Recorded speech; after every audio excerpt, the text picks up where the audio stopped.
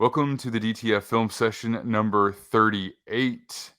I'm Max Dean. You can find me on Twitter at @TheMaxDean. I'm here with Owen McCullor once again at Weekly Huddle on Twitter, and we are going to be talking about first-round pick Emmanuel Forbes, the cornerback from Mississippi State, now with the Washington Commanders. So, we wanted to go back and take a look at the guys that were drafted highly that we didn't have video breakdowns for. We had 44 of them done. So, we got most of the first round picks. Skronsky we didn't have because I couldn't get all 22 of Skronsky, just like a lot of people out there. So if you have him and anybody happens to watch this, let me know. But we will do Anton Harrison as well as Enrique Uzama. So those guys will be coming in the near future. But today is Emmanuel Forbes. Owen, how are you doing this evening? I'm doing great. I don't know if we're going to make mention of this, but we just got done doing our live show there, and just talking football. It really gets me in the high spirits. It really gets me motivated to start doing some more stuff. So I'm happy we're getting into this, even though it's 12:37 at night right now. I'm just happy to talk some ball, some undersized corners. Yes, me too. And interesting player measurables are definitely a thing. I at 6'1", he's got good height. Doesn't really have special length though, and he's only 166 pounds. So I think that a lot of people just didn't even consider him in the first round exclusively because of that. He's not going to be great in the run game. He's not going to do particularly well jamming. He can play press, but jamming at the line of scrimmage is not necessarily going to be his thing. At the top of route stems, he could be out physical, and he's probably not going to be, dominant in 50-50 situations against NFL receivers either. But he does a lot of other stuff really, really well. So what are your overall thoughts on Emmanuel Forbes? Yeah, got to watching him today specifically for this episode, so I have my fresh on what I've recently seen, and also what other people have talked about. Whether it was on the draft broadcast or other people I just listened to or watched that cover the draft. That and what I've seen really match that is that he is a fluid athlete, and he's really good when it comes to zone covers, really working with his eyes on the quarterback and the receiver. He flows to where the play is going to go, and isn't really one of those guys that once the receiver's out of his zone or once the play is moving away from his zone, he just kind of sits there and covers grass. He looks to really keep busy and make smart plays once the play kind of moves away from where he's supposed to be. So I do like that fit for the Commanders here. He is a smaller guy, and I've heard some people defend it by saying there's been a bunch of like historically small receivers drafted. We see like Tank Dell, Rondale Moore, Wan'Dale Robinson, these guys who are sub 180 and going in these top, day 2, day 1 picks. Hollywood Brown is another one where so that makes sense for why you'd want to maybe go even smaller with your corners. But at the same time, you also see some value like with Quentin Johnston or Xavier Hutchinson, A.T. Perry in this class, where these are guys who excel by being bigger guys, and A.T. Perry specifically who got open and physical, being physical in the stem route, things like that. So if Forbes is ever asked with playing hip to hip with the guy who is going to be bigger than him, and that's not hard to do, he's going to struggle there. So he does a lot of stuff great, and he's really like a fundamentally sound corner. It's just going to be how much are the physical limitations of being an undersized guy going to prohibit him from playing in certain schemes or making specific plays at the NFL level that he may have been able to get away with at the SEC level. All right, so let's jump into the tape and see what speaks to us. All right, so definitely got some things that he does well. I would say I have more in here about what he does well than what he does not do well. So here he's in press, throws the hands out, but the reality is he doesn't really want to get physical. You can see that he'd rather just mirror. So, and my favorite thing about this play is that fluidity right there that's really special. He kind of takes a little hop step, and then it's like, whereas you really teach guys that if you're going to turn and run, it's kind of a 3-step process. It's like you open, you kind of plant, and then you drive, more or less. For him, you'll see this again later, it's really like a 2-step process. Like he's already in transition, just by flipping his hips.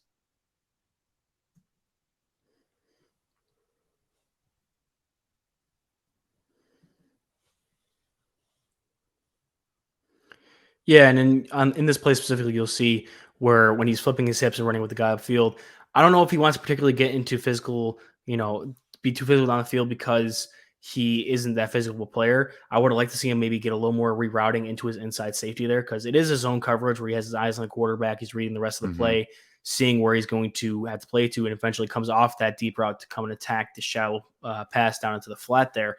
Like you said, he isn't the biggest guy, and he doesn't play the most physical in the route here. I would really like to see him maybe try to reroute the wide receiver back inside more, where he has the inside help, whether that's the underneath coverage coming up from the linebacker level or the over top single high safety there.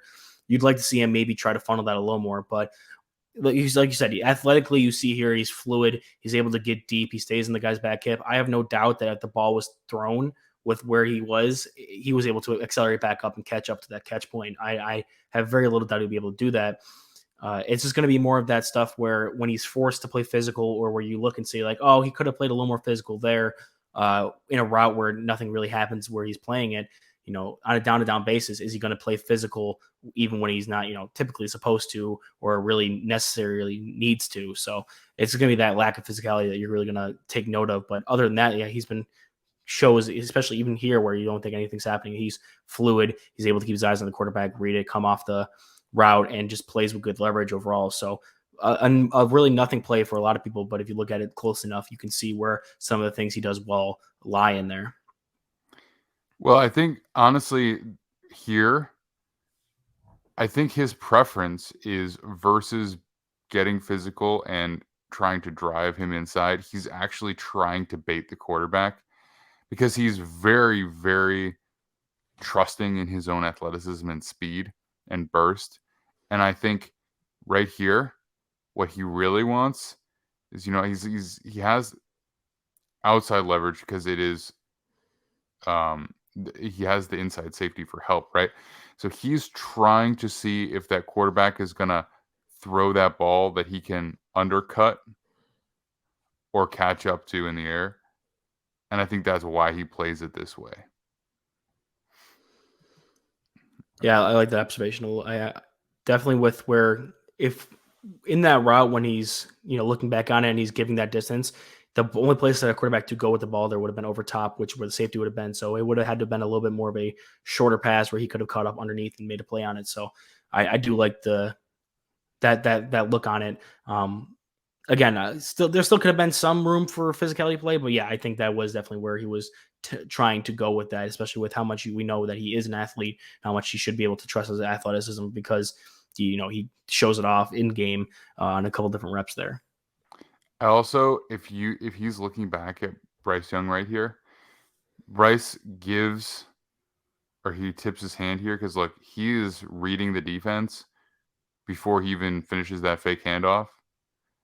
And if you are looking into the backfield and you see that, this is a pass play, right? So if you go back and we watch from this angle, right, Forbes on the outside, see where he is when this happens. Look where he's looking in the backfield, right? So he's ready for this to be a pass play. And right when he is looking back at his side, he's really hovering right there. All right. I think he's a very intelligent player. I think he has a really great understanding of space and angles. And I think that he has real versatility. He's definitely too small to play safety. But if, if that size wasn't as much of an issue, then I think that, he has the otherwise intelligence and skill set to play both corner and safety. Here you'll have him in a nickel role, which is kind of a safety corner hybrid, but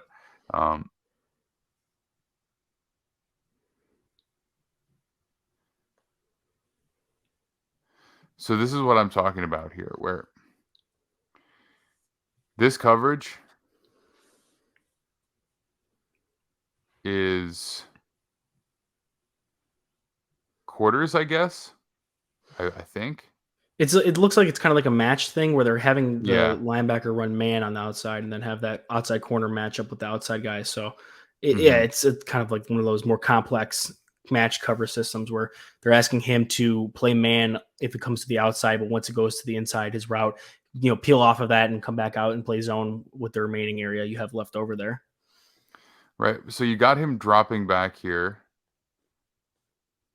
And it's just like this, some of this stuff is just so crazy where he's just kind of shuffling and then he this is like a full run horizontally, but it's like so fluid. Like you just don't see that very often. Um the way he does that. And then he's very comfortable handing that off. And then as Bryce Young starts to evade left, he is aware that he is not looking at that deep player right there. He's looking at the sideline and he closes on that. And the very next play, he's going to do something kind of similar, but I think even more impressively. Yeah, the awareness on his play is kind of crazy. Where he's taking that inside route, and he knows that once it gets to a certain point in the defense, he can pass it off to the zone guy. And seeing the quarterback start to scramble to the outside, he takes kind of that looks like a safety where they're coming over the top, taking away the over the top route. And with the fact that he's rolling to his left, and he's gonna have to go completely across body to hit that deep crosser from the outside that we saw that comes across in the middle. He doesn't even bother with that one, knowing that if he's going to throw that, it's a dead ball. Someone's going to pick that off regardless. He takes away the one pass that there is going to be available for Bryce Young to make there because of the way he's rolling out and the way that the rest of the routes are developing. So it's just really hyper intelligent when it comes to passing off the route at the beginning of the thing, which is what it was coached up into that defensive scheme here. And then everything afterwards, understanding what to attack, what's going to be plausible for him to throw, what else is going to be take priority when it comes to what he's going to have to come back and cover over the top of when he's left to being that deep zone guy once he passes that middle player off. And that shows the trust they have in his athleticism to be tasked with being the one who kind of shadows over the middle and then be able to have the recovery speed to come across over the top and really attack that receiver on the boundary. So they show trust in his athleticism. He shows hyper awareness here, great intelligence, and just overall somebody who's going to be able to handle a defensive playbook that's thrown at him by any NFL scheme when he comes into the league, which is going to be good for the Commanders who run a kind of that mix of deep zones and kind of cover 3-man kind of things. I feel like this is a cat and mouse game between Bryce Young and Emmanuel Forbes. It was pretty cool to watch. So here's another play. So he is boundary on this play, but he will kind of just transition from a corner to a safety type of role as the play develops.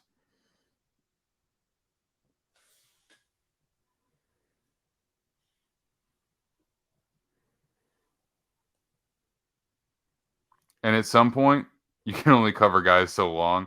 This is a great play by Bryce Young, but I just love how he's just matching these throwing lanes like beat for beat, right? So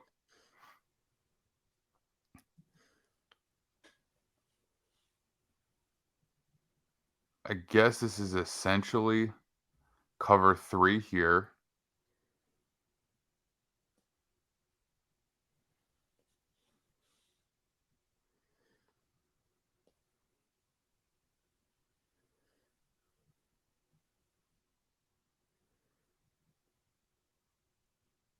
And he's just kind of flowing with the quarterback wherever it is that he scrambles. And I Yeah, love here. go Go ahead. ahead. I was just gonna say he shows off some of those, especially here with the ability to work with his eyes to kind of flow, kind of that safety kind of mindset where he passes the guy off, and while not being when you look at like a Madden game or like you look at how it's drawn up, cover 3 is going to be those specific 3 bubbles. One guy's got from the numbers to the hash, and the guy's got between hashes and hash to other numbers. He's flowing between the two because he knows that okay, there's no other routes in my area. he's able to play more freely with the zones and make sure everything is covered, make sure even in what some of these traditional zone weaknesses, he's there to cover for that, and then coming back and still playing disciplined with his deep third on the right side there. So it's kind of just more of that understanding of where zone concepts are, where they can be beaten at, how to take away from that, and how to still be able to cover his zone while playing a little more loose and intelligent out there. Yeah, and eventually you really can only cover so long, and the rules of the defense start to get broken. And um, I mean, who is even in coverage on it's this is a a linebacker who peels off the line of scrimmage is 14 here, and he's ultimately the one who gives up the touchdown. But I really like that as Bryce Young flows to his right, Forbes doesn't just like immediately just go to the left side of the defense. Like he just drops back and really kind of reevaluates because he doesn't want anything to go to that side because they overcommit to the left. And then when he rolls when Bryce Young rolls to his left, then he's there to kind of cover anything that might bleed into that side. So, ultimately, it's still a touchdown in this play, but I just feel like this is a good example of how he goes from coverage on like his initial coverage responsibility to kind of maintaining that throughout the course of an elongated play.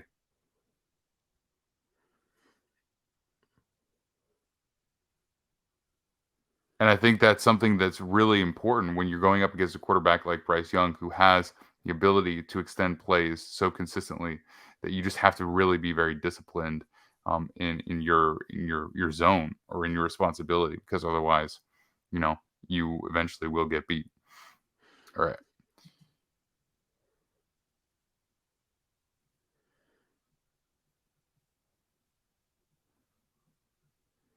All right. So here we see some of the very good and some of the not as good. So let's move this out of the way here.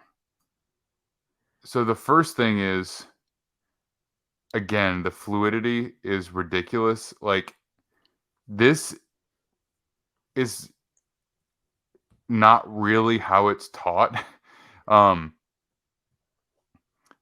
in terms of your transition, because most people just can't do that. So he's right. So it's like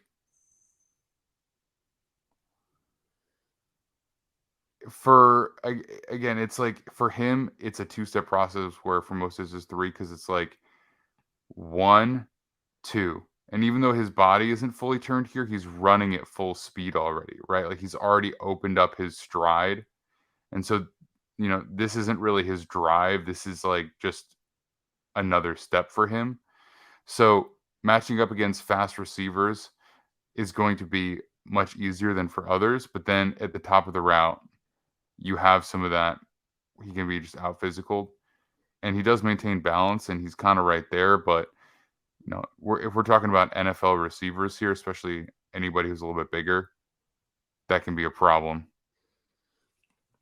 Yeah, and especially with these NFL quarterbacks who they develop the timing with the receivers a lot, where they're going to utilize that stem there, that they know, okay, going into the play, we know which way you're cutting, which way you're not, and if we can identify this guy is a little more susceptible to you know physical contact at the stem. You go into it, you use your hands, you get open in the way we're anticipating on cutting, and use your physicality to get open. I'll have that ball on you right away. So even though he stumbles and is able to recover and catch up to the receiver, at the NFL level, there'll be a lot of guys with the scouting they do and the amount of chemistry they have that they're going to attack that and target that. So that way, as soon as they beat him with the physicality at the stem, they're going to be able to get the ball to them, and it's going to be right on their chest, right as they make out of the break. So even with that slight stumble, he'll be giving up enough separation to have a big completion at the NFL level there.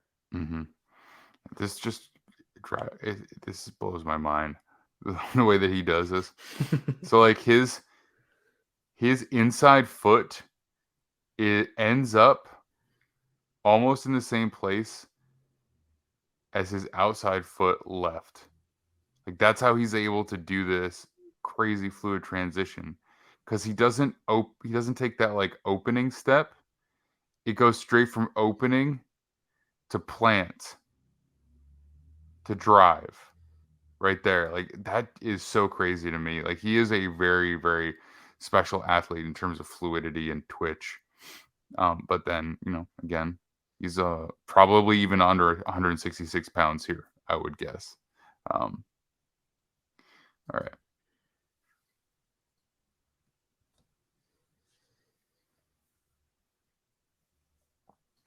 And you just think of the kind of receivers he's going to be going up against in that NFC East with, AJ Brown is kind of more one of those more stockier built receivers who has a chemistry with the quarterback like Jalen Hurts. You look at the Giants. Well, Isaiah Hodgins isn't a world beater. He does succeed when he's working with physicality there on the outside. And other teams in the NFC, they're going to have these bigger body guys that the Washington Commanders are going to have to match up against if they want to have success. He's going to either have to be the guy that they don't match up with those receivers specifically, and if he is in a heavy zone system, they're going to really be able to target that because they're not able to move the corners as much. So if this is a glaring weakness, it's going to be something he's going to have to either learn how to technically overcome that or just mask it by playing some more off coverage than what he does here at Mississippi State against Alabama. Mm-hmm. All right, so we've got him here again in press. So this is the downside of him against the run because he is willing in the run game, but due to size, he has to overcommit at times. And so if you get him on a quick play action like this, he thinks he's taking on a block. And so he just whiffs right there, and then his guy's wide open. Now, he takes a big hit, but, so it's like just like a quick play action. He thinks that it's a run play based on the flow of the play. And he just completely whiffs.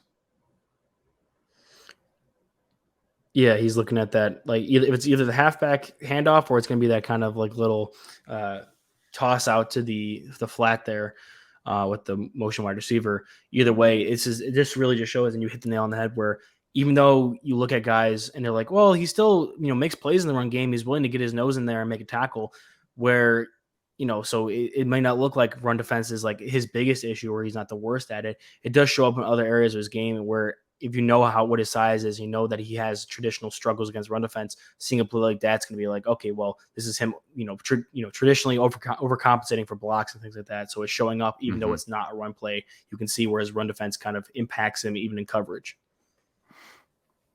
All right.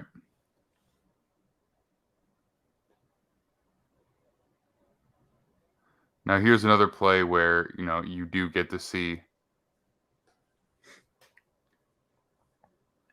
him get in there and make a stick. Now, he doesn't make the final tackle, right? 0 comes in and what is that? And it can't 93 looks like a defensive lineman. They all come help shut it down, but he does stick him, right? The play stops there. So he's able to get the arm in the chest, peel off, get in there, lowers the shoulder, good leverage, right? So the technique is all sound there. And so this is why you can talk yourself into saying, yeah, he's functional against the run. But I worry about it kind of from other standpoints, which is why I wanted to show that other play, right? Yeah.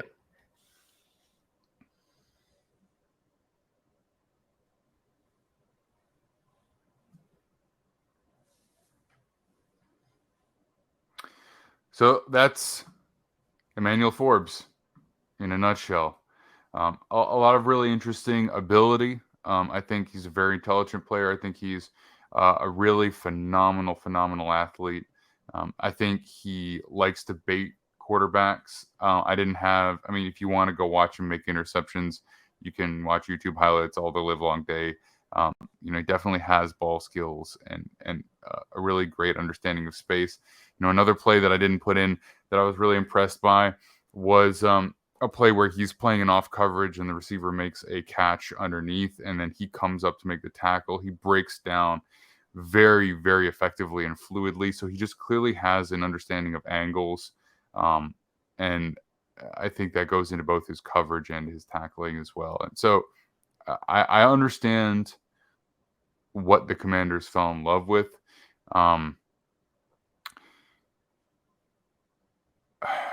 I think taking him over Gonzalez is hard for me personally, but I think I understand. y- Gonzalez, you can play him in zone because he's so athletic and he's sound. But I think that you expect more plays to be made from Forbes. But when you ultimately end up in man-on-man situations, I think there are more plays that are going to go in the favor of Gonzalez than Forbes, and I think we can pretty much confidently say that. Where does Forbes kind of fall into your final rankings after we actually get to watch him here? Yeah, I think he's going to be one of those players that is like very scheme specific, especially because of his size and his proficiency in zone and the fact that he's fluid enough to play man. With the physicality of that withstanding, whether or not he's going to be able to be a man coverage guy, I don't think he tops guys in my top rankings like a Christian Gonzalez or Devin Witherspoon, or even a Cam Smith. I do think I like him slightly better than like a Joey Porter Jr. So I can see why a first round pick would have been necessary, even maybe a high second where we saw Joey Porter go. Um, I would probably take Deontay Banks over him just because I feel like Banks is also proficient in zone and has some of the similar issues that he has when it comes to not being the most physical outmatch when it comes to man, but when it comes to or not the most athletic outmatch when it comes to man, but physically there's some things they both lack. However, I think Forbes with the 166 weight really limits what you want him to do there. And the reason I think maybe Washington took him over Gonzalez, who I had tied as my number one corner, is because Gonzalez is this bigger 6'2", pushing 200, super athletic guy that you're going to want him to be in man coverage. He's prototypes as one of those guys that you could, with the right development, put him on a number one receiver and have him just blanket him and follow him all game like a Jalen Ramsey type. Whereas Forbes, while he's not able to do that, he is super efficient the opposite way where he's really good in zone. We showed how he's really adept mentally and with his intangibles. It's going to be what he can do physically. And a Ron Rivera defense in Washington is going to see that and value that more than a guy who, is good in zone, but is the upside with him is going to be him evolving into this shutdown man-on-man corner because he has the athleticism, has the size. Whereas Forbes' upside comes from the fact that he's so super intelligent and able to communicate and understand what his responsibilities are, which that style of defense, that deep cover four kind of Vic Fangio style coverage scheme, really values more than what Christian Gonzalez offers. So Christian Gonzalez may have been a higher overall draft grade when it comes to all around prospects, which is what makes it hard for people like us who are neutral and just trying to evaluate them as pure players. Like, yeah, he has all the athleticism, he shows more well-rounded game. But when you look at a team like Washington, they're going to put a lot more value and a lot more points into if you can do one thing over the other. And Emmanuel Forbes is a better zone corner than a guy like Christian Gonzalez. He may even be one of the best zone corners in this draft, period. So them seeing him on the board there and Gonzalez, I feel like I understand why they lean towards him more than Gonzalez, at least initially with the question marks they have at outside corner in that defense right now. Yeah, and it's interesting. I think there are teams that run similar schemes, but prioritize different types of corners. So it's more than just scheme. It's about style. It's about personal preference. I think and it's about I don't even know what the right word is, but just like tone, right? What kind of tone do you want to set? Do you want to be this heady back end that's going to try and make interceptions, or you want to be this guy that's going to set the tone at the line of scrimmage, right? Because there are corners that can do both, that can fit into either scheme, right? But it is interesting that the Commanders decided to go with him, and I'll be very curious to see how his career projects because it's an interesting corner class for sure. All right, that will do it for us today. Remember, you can check out all of our written work over at defianttakesfootball.com. We are live every Monday and Thursday at 11 p.m. Eastern on the YouTube channel. You can also find those on our podcast feed the morning after. You can find all of our player breakdowns in video form on the YouTube channel as well. And I guess that's it. We will be back this Monday, Kyron and I, talking about, I guess, the AFC East, we'll start there. We're going to start getting into some real deep dives for some rosters and kind of give some early offseason projections for what these teams are going to look like. All right, Owen, thank you very much. Appreciate Always a you. pleasure. Have a great night, everybody. We'll see you all very soon.